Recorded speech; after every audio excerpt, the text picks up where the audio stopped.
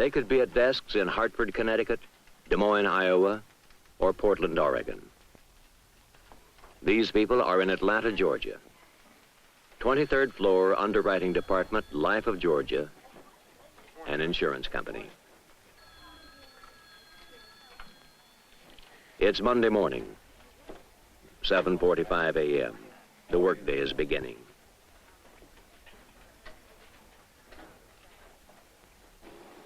Once, to be a white-collar worker was to be an aristocrat of the labor force. They worked with their heads, not their hands. You could pick them out by their clean fingernails. But work in America has come to mean an office, not a factory. Most of the work of America is done in offices now. 40 million of us work in offices. 59 people work here. They spend 8 hours a day here in the underwriting department. Half their adult lives.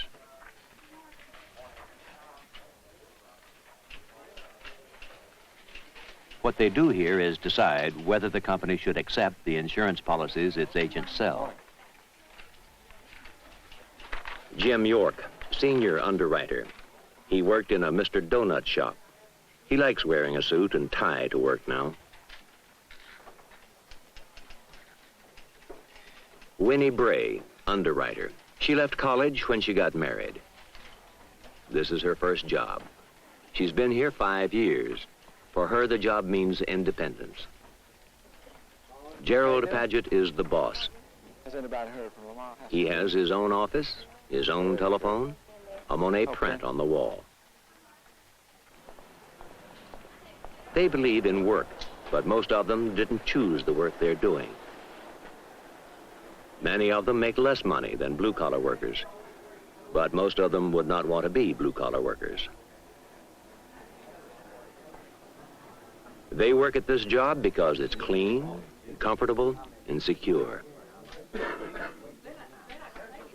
They have no union, but they have medical insurance, work a 4.5-day week.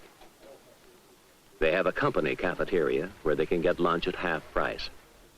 Almost no one gets fired, and they retire on a pension at 65. Sam Thompson, the assistant manager. He came here in 1946. He was 20 years old. He'll retire in 1991. What are you going to do between now and 1991? Just working a day at a time, try to take it a day at a time. That's what I try to live by right here. Just not live tomorrow, not live yesterday, but just a day. So another week begins at the office in the underwriting department on the 23rd floor at Life of Georgia.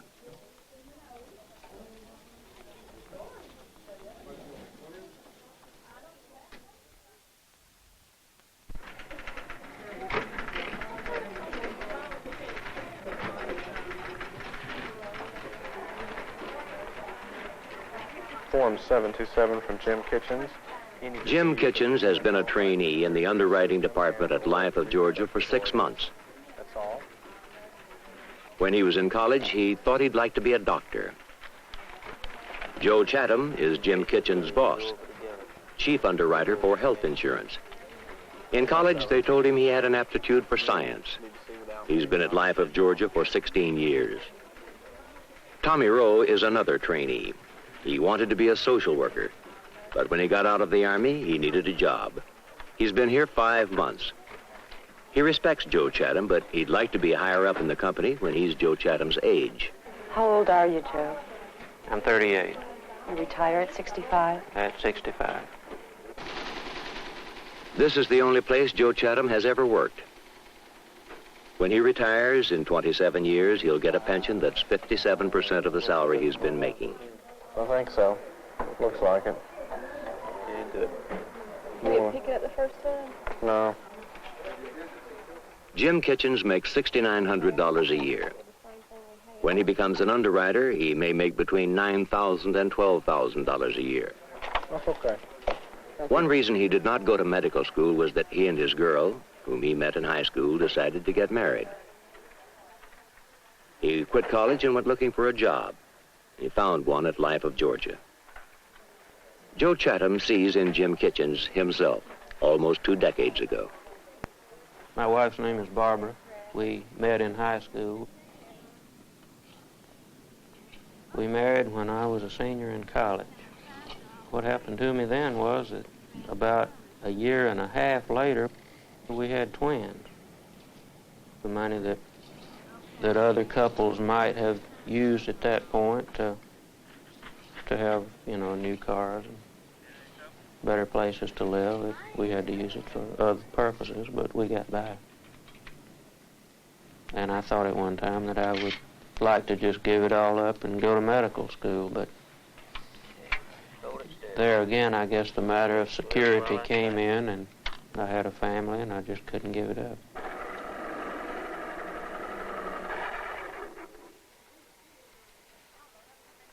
Spending his life here is one of the things that worries Jim Kitchens. In his desk is a medical book he reads when he gets a chance. He plans to find a way to get a college degree. It will be at night, 2 nights a week. It takes a little longer that way, but it can be done. Joe Chatham did it. Tommy Rowe finished college, got his degree in art education. You're the first black male underwriter in this department. How did you feel when you first came in? Well, actually, I didn't look at myself in that way. In fact, I just felt like another person doing the job that I'm told and just being a regular member of the crowd. Being black, do you feel there's many opportunities open to you? Well, truthfully, I'd have to say no. The immediate impression I got as soon as I walked in the door of Life of Georgia is that there are a lot of black people here that they are all clerical or messenger type people. Walk this for just a minute. I mean, my outlook on it is just that if I'm good enough, I can make it. But deep down inside, I know that there'll still be the inner feelings among other people, and people just don't change that quickly. You guys ready for a coffee break? Okay. What was your attitude about blacks before you came to work here? I'll be honest with you, I never thought about it. I didn't know any of them. My only contact with a black person was a maid we had when I was little, whom I just loved. Way back in the old days when we had to go duck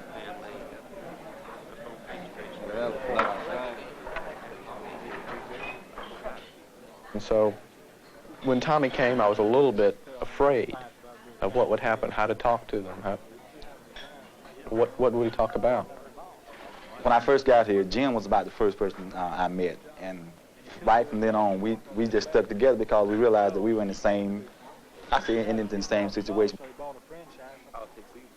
We were both underwriting trainees, and we started relying on each other for, support.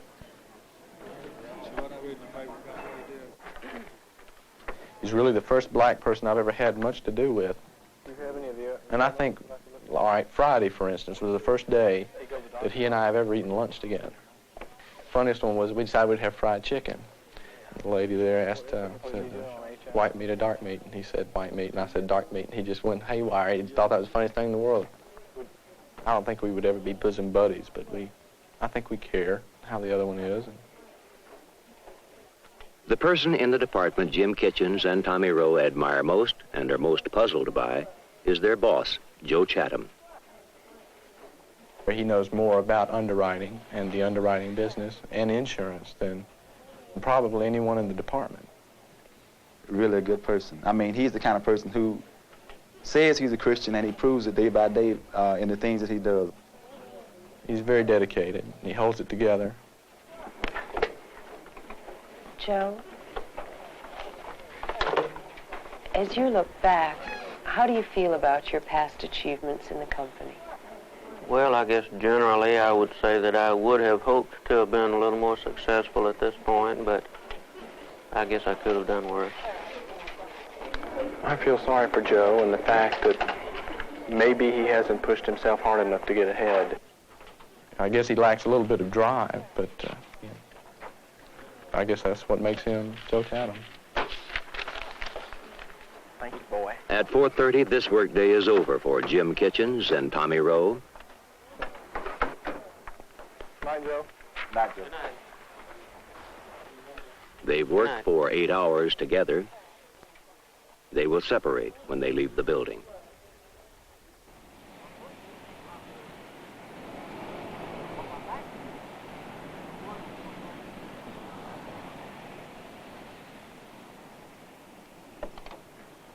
He comes from the richest section in Atlanta. And the place where I live is one of the poorest. But I live within the section they call the Summer Hill section. And it's a section that is supposedly real high in crime and a lot of violence, but I haven't seen that many instances of it since I've been out there. Of the people you will meet at Life of Georgia, Tommy Rowe is one of the few who lives in Atlanta. I live right across the expressway from the stadium. Most who work here live in the suburbs. The suburbs are safe, clean, and white.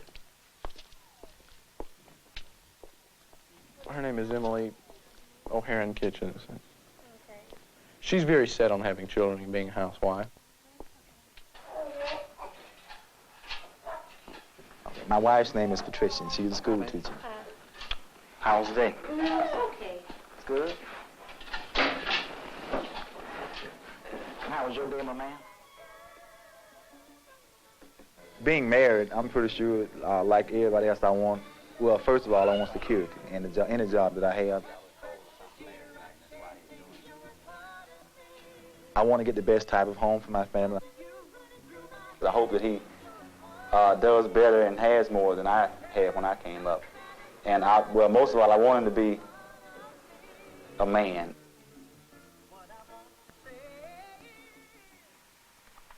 According to this, we can deduct a certain percentage. We're obviously not ready for children yet. I don't think either one of us are mature enough to start raising them. We got to raise ourselves first. I figure financially in about 2 years I can start marketing around for a small, moderate house. And Deduct all of it? Not a percentage? Okay. Yeah. Joe Chatham lives here in this house where he's lived for 14 years. Patty, do you have a Girl Scout meeting? He's thought about adding to the house, but he hasn't done it. He's thought about moving, but he hasn't done it. I have the same problems, I guess, that most people in my bracket have. I can recall when I first started to work, where I work now, that I would have thought at that time that anybody who made the salary that I make now would be on Easy Street. But with inflation and so forth, it's just not that way. I'm still a little bit toying with the idea of going on and studying medicine, but it would be a long, hard road, and I'd like to go ahead and start a family and things like that. And it would be very impractical, really, to subject my wife to about 1.5 years left of college, plus 4 years of medical school, then interning residency, and then opening the practice. By that time, would both be, I guess you'd be a little bit defeated in the whole thing.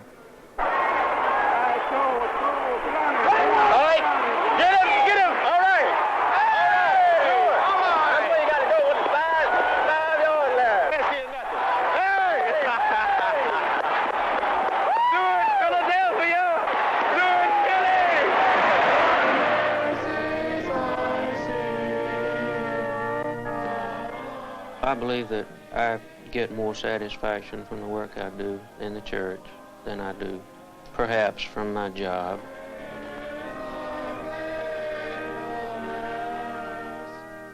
Maybe I would have thought when I was first getting started that by this time I would have more than I have.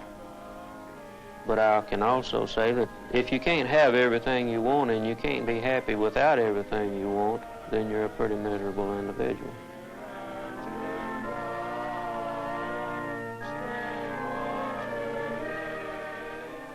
I will retire January 1st, 2001. Whatever I've done, good or bad, has just about been done by now. It's just a matter of wondering how it will turn out.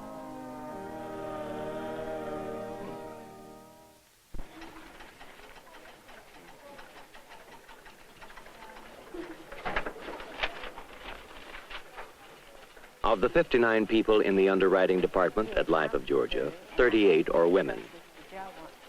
Most are typists and clerks. Mary Benz is an underwriter. Mary, now that you're an underwriter, what do you see in your future? Really not much, because all the senior underwriters have been with the company a long time, and they are men. Do you think that men advance more readily than women? Yes. Mary, would you mind checking this, please? Okay. Mary Benz has been at Life of Georgia for 17 years.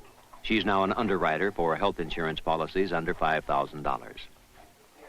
If there were an opening for a senior underwriter, would a man be considered before a woman? Yes, I think so, because I feel like that the men get the better positions. Recently, they have opened or made the position of general supervisor, but, of course, that was given to Les Chester, which had only been with the company a short while. Okay.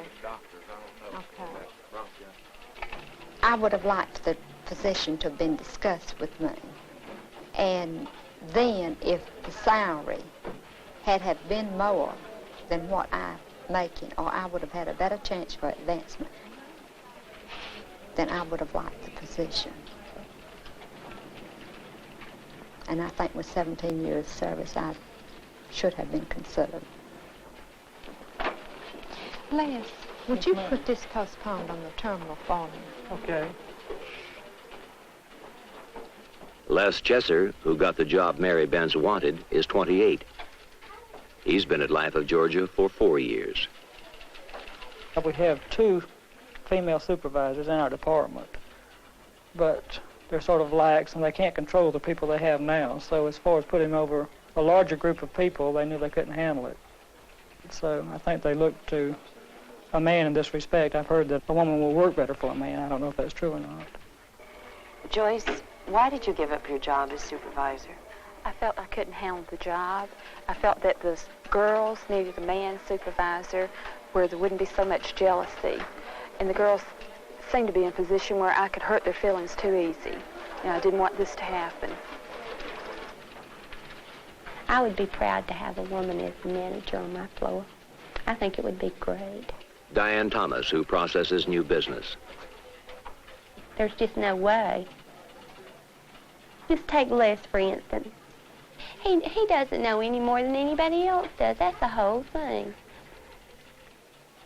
The thing is, he's a man.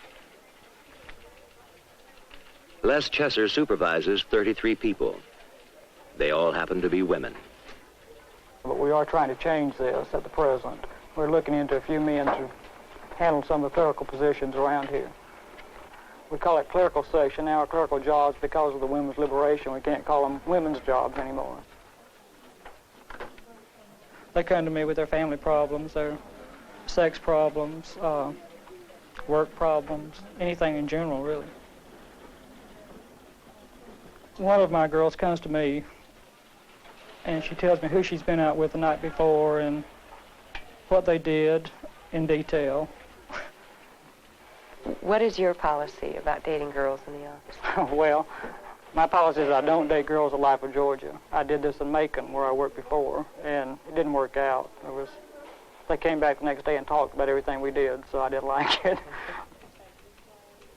I think basically in this company, dating between singles is frowned upon as far as management is concerned, unless it's done outside the company, period.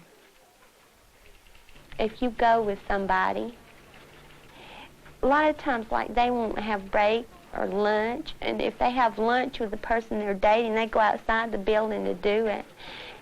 And that's ridiculous. You know, you can see somebody and be in love with them in the evenings, but you can't be in love with them at work. They don't like for us to stay on the phone. They say we abuse our lounge privileges. We congregate and talk too much. I feel like I'm treated like I'm in kindergarten. I'm 27 years old, and I don't think I need to raise my hand to come into the lounge. And I could get fired for saying this, but I'll have to live with that. Diane Thomas is one of the angry women on the 23rd floor. Others are not. My goodness, what's going on here? Happy birthday! Thank you very much. I wasn't expecting this. In fact, at my age, you don't really remember these things so well. Try to forget them. This is one of the things Joyce Palmer likes about working at Life of Georgia. It's Joe Chatham's birthday. Usually one of the girls makes the cake for us, or if maybe whoever volunteers to get the cake, maybe they might buy it instead of making it. But it's usually a very nice thing that happens. It's pleasant. You're very nice to remember. Everybody's invited to have some on break. Pat Gilman. She's supervisor of the new business section. I've never worked in any other department, but I don't believe I'd care to. The people here, it's just like a big happy family, and that's the way most of us get along. If we want to have the day off to go shopping, we can take and put a memo down and say, we'd like to request this day off for personal day. And we have 3 personal days that we can take in half days, in hours, until we use all that time up just for our personal use. Most of the women who work on the 23rd floor say they like the work they do and the company they work for. They do not feel they have the same chance as men in their jobs. Many of them are not sure they want the same chance. But relations between men and women at the office are changing. I think several years ago, women came into our office with a different idea and a different expectation entirely than they do now. Many of them came in thinking that they would work till they got married, and we employed them with that in mind, really, with that expectation. But that isn't the situation anymore.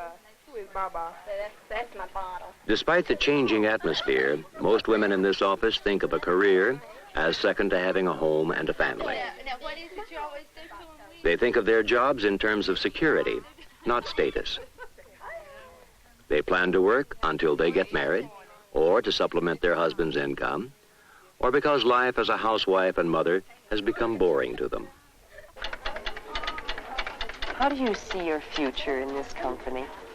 I feel I'll work here 2 or 3 more years at least. Being a new mother, there's always added expenses, which we'll always have to meet. And with the new cost of living, it's just impossible right now to quit.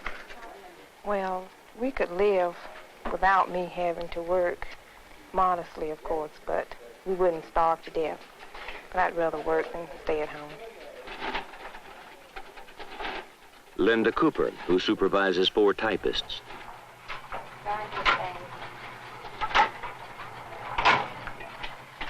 She's single. She lives with her mother. She has 1 year of college. Would you say that you were ambitious? Yes, I'd say I'm ambitious. When I first made me supervisor, I was accused of being ambitious. But in my opinion, I'm going to have to support myself, and I don't know whether I'll ever be married or not.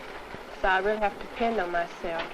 And I think to be able to get along in this world and support myself, ambition is an important part.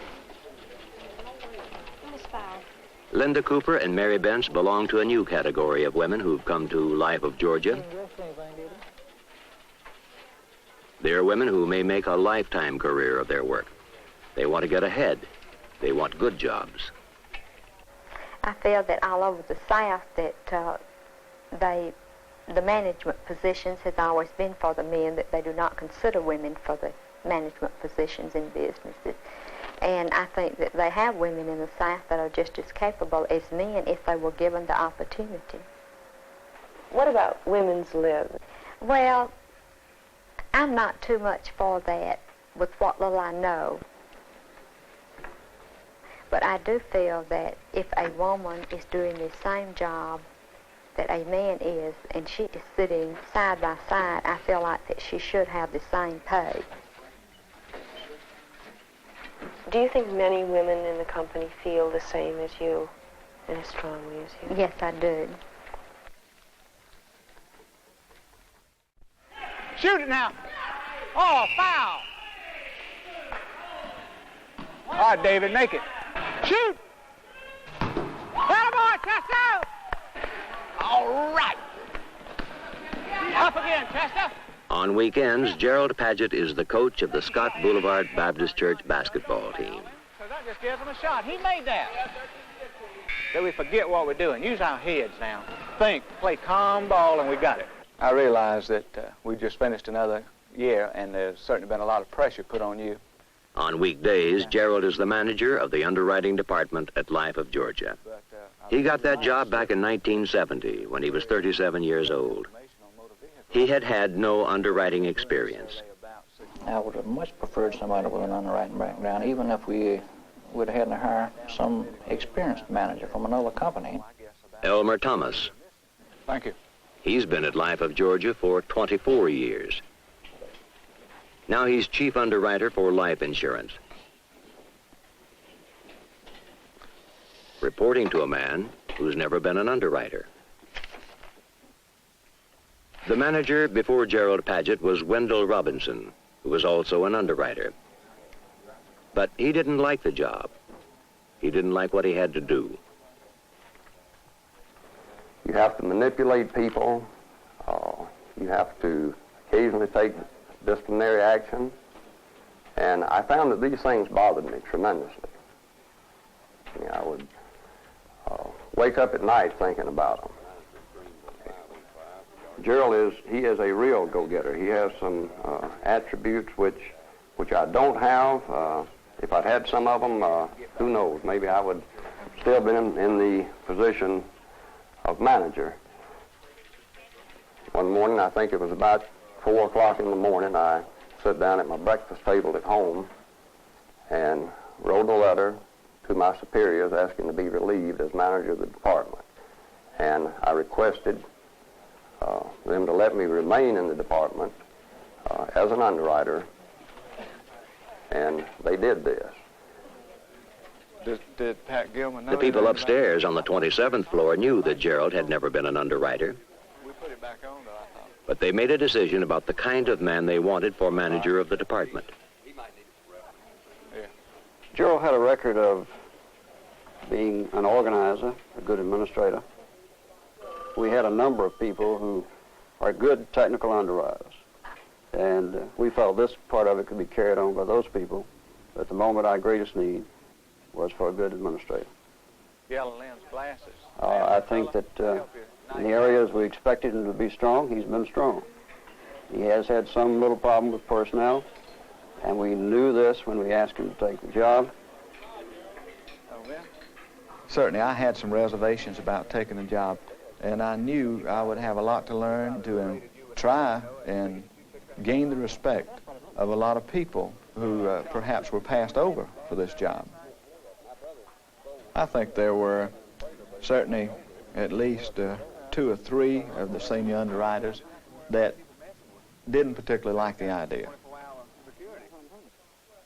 I think I resented it, and I think anybody in my position would have resented it. Gerald didn't know anything about underwriting when he came into the department. And for a period of a year or 2, it was an extremely difficult situation. We would try to hold him back in certain areas where we knew that he was doing wrong and that the situation that he implemented would not work. But he would go ahead and do them anyway. It's sort of embarrassing, I guess, when you receive a telephone call from one of your district managers, a guy who's out in the field away from the home office, and he needs a quick answer to a technical underwriting question. And if you cannot give him the answer right there on the phone, but you have to call someone in, you know, and relate it to them and then discuss it a little bit and then give him the answer, of course, you've tied him up and he's lost some confidence in you, no doubt about it. So that's one pressure I have felt. And I felt the pressure, too, of our people not really wanting change. When they look at me as their department manager, with not too much job knowledge, but here I am trying to create a change. He's a very smart individual, very intelligent. And that's not saying that we're dumb. He forgets that most of us aren't used to sudden changes. When you make sudden change, I think it makes people nervous. Okay. Thank you, lady. Like maybe tomorrow their job won't be there. For the old-timers in the department, it's not so much Gerald, but the times that have changed. The atmosphere, this place, this new building. It's not like the old days anymore, they say.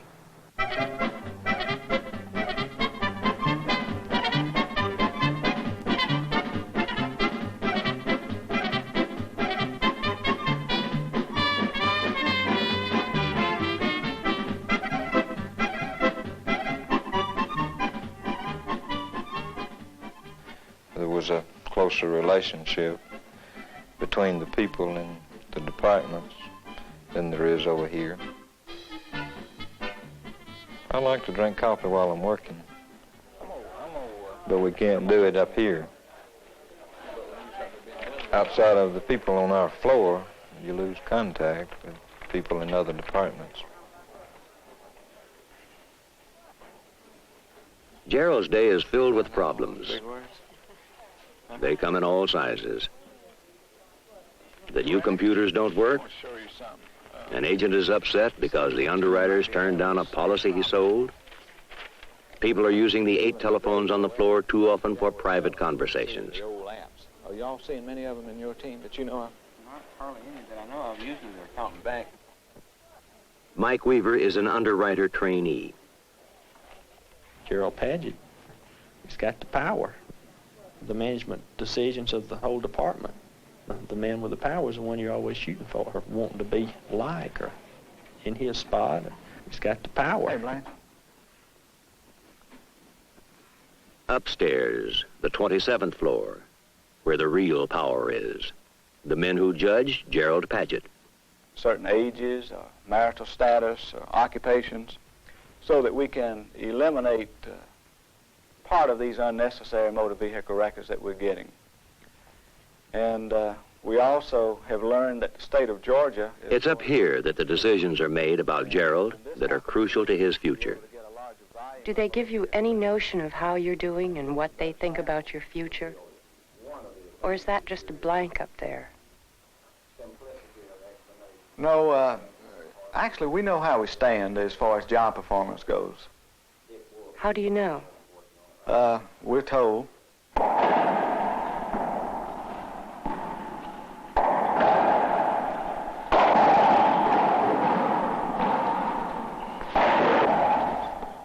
I can't tell you exactly when he came to my attention first, because you get to know people gradually over a period of time, but along the line somewhere I became aware of the fact that he was doing a good job in our claims department. What kind of a timetable is there for a man like Gerald, who's favorably known in the company?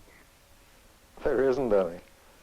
We don't treat people according to a schedule, according to a timetable. We don't think that's the way to do it. Gerald moved up fairly rapidly in the beginning. He reached a level and sort of drifted sideways for a little while. He'll determine what his timetable is, not us, really. As Gerald goes back to the 23rd floor, he looks at what he hopes is the future. Do you have any limits in your mind as to how high you might go in this company? To be realistic, I would feel like vice president level would probably be as high as I could go with this company. Everybody is on his own timetable. He makes his timetable, whatever that is. The office day is ending. Gerald will take work home with him. On his way out of the building, he'll pick up his wife, Dolores. She operates the little card and candy shop downstairs in this building and has been for the last 4 years. Before they were married, he told her their first son would be named Trey, Gerald III. And we have 2 boys. Trey, he, of course, is the third, named after me. And he's 14 years old. And we have another son named Randy. He's 11 years old. I don't know, I guess our lifestyle's not too different from anybody else in this type of salary range that I'm in.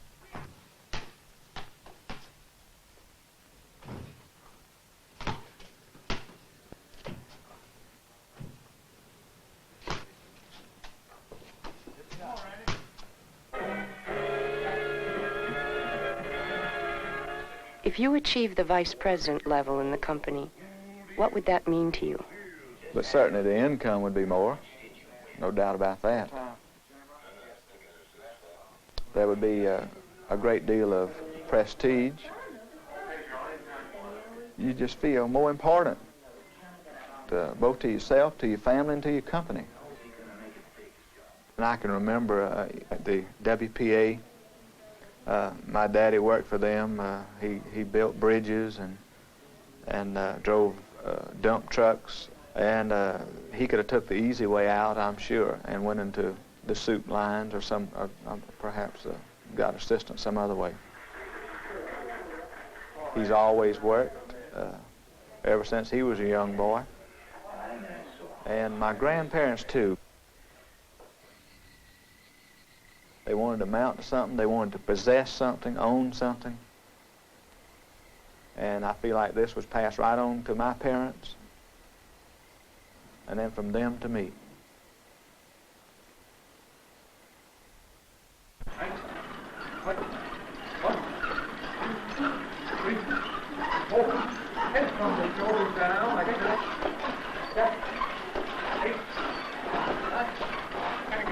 They are the senior underwriters at Life of Georgia.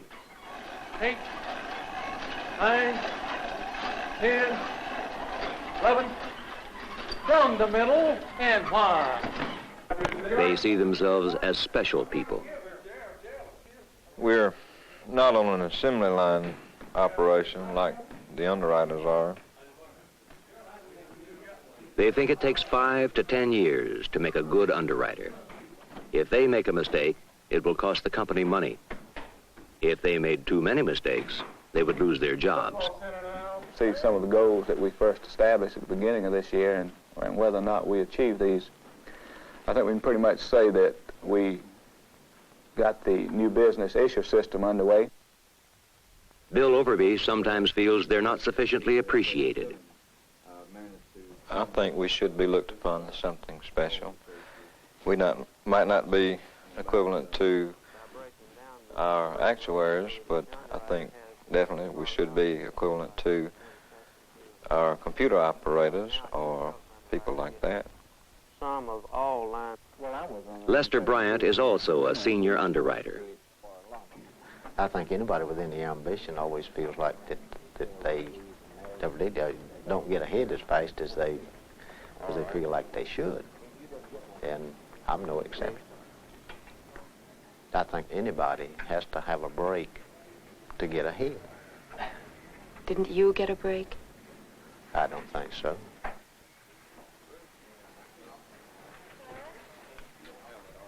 Jim York is the youngest senior underwriter in the department. He's 35 years old. He thinks of himself in a jungle of pressure and competition. He worries about failing. I got 3 brothers. Now, they're all college graduates. They all have very good jobs. They all make more money than I do. And I love them all. We get along great.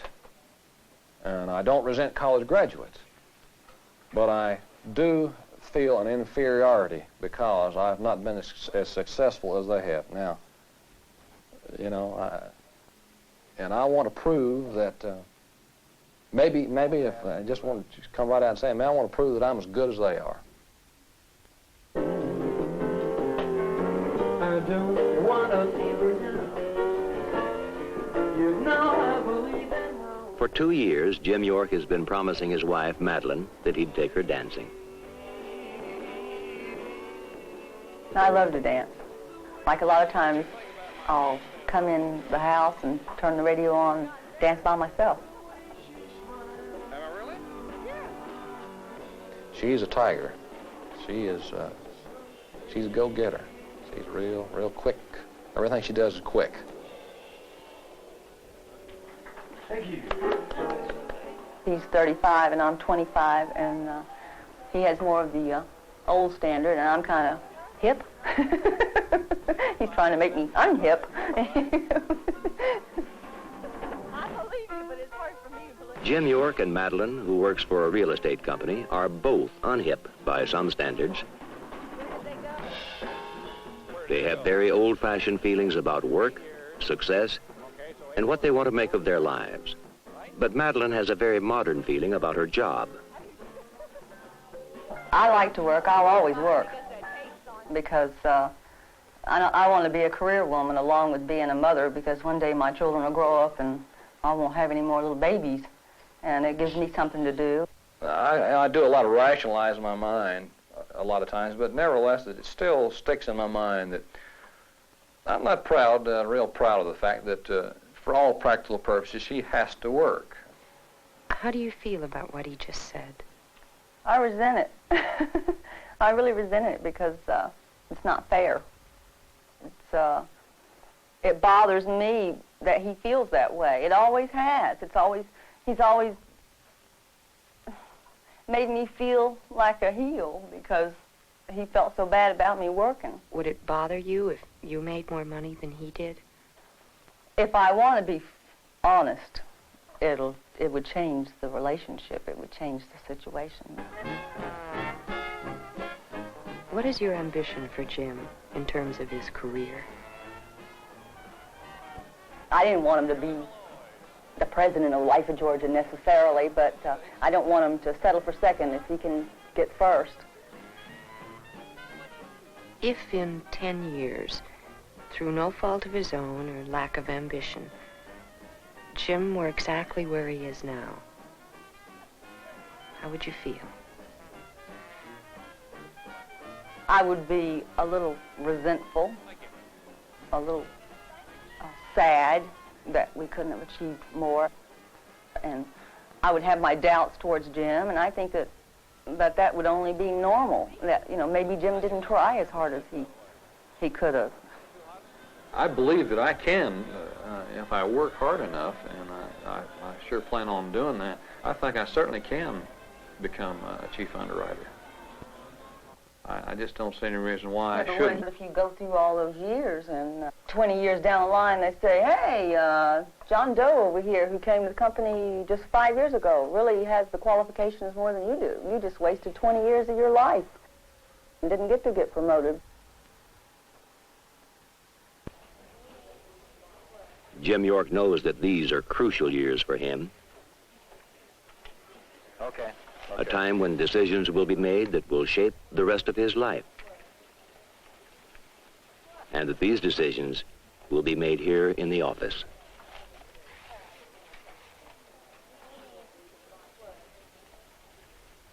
Some years ago, I was offered a position with a local company. I had a discussion with my wife and family, and of course, I was offered a quite sizable increase in salary. We weighed all factors, and at my age, I guess, with the obligations I had and the length of service I had with this company, I just decided to stay with Life of Georgia. I can look back, and I guess I always will, wonder if I made the right decision. Yes, please. Friday, and I'll be ready to go. The grog shop next door to Life of Georgia, where some of the old-timers stop in after work. just a sign. The fundamental thing. They dream of a more peaceful time, the old days.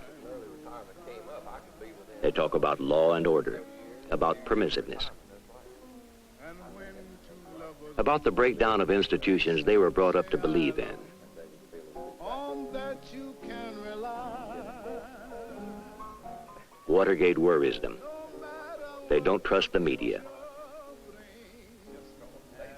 They go to church, they believe in God. They believe in work, but they believe you need luck to get ahead. They think people ought to work. Lately, they've come to feel work ought to be satisfying. It worries them that often it's not. But they work hard. They pay their bills, and they tell themselves it will all come out all right in the end.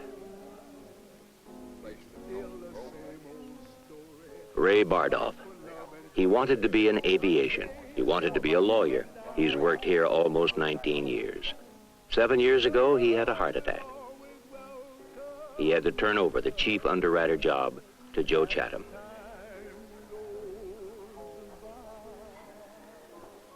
Are you married, Ray? No, I'm divorced. And I was married 7 years. That's the critical year, they said.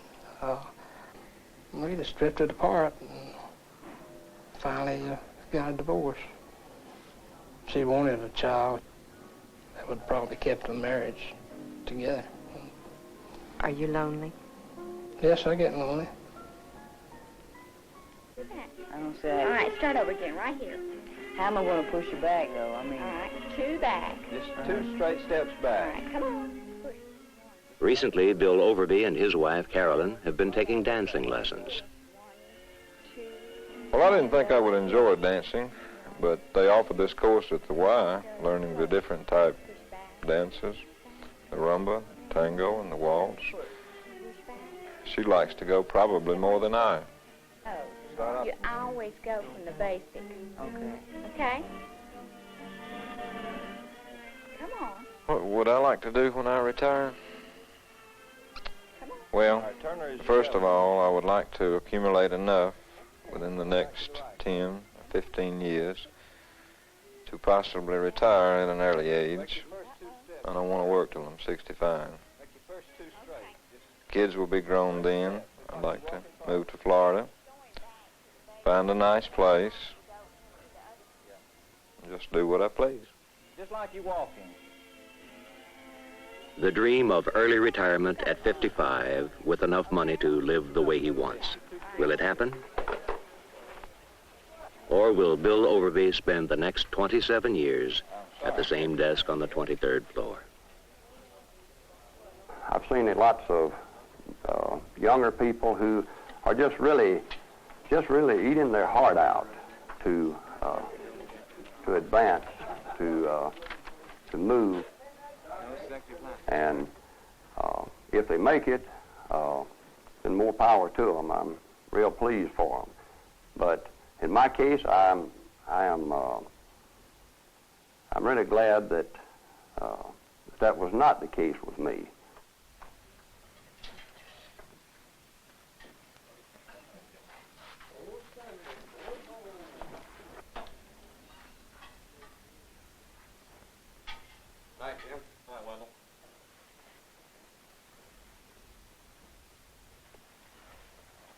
If in 10 years, through no fault of his own or lack of ambition, Jim were exactly where he is now, how would you feel? I would be a little resentful, a little sad that we couldn't have achieved more, and I would have my doubts towards Jim because I would never know the real answer. Did he stay in that position because that was all that Life of Georgia had to offer, or did he not give what he should have given to make the company happy?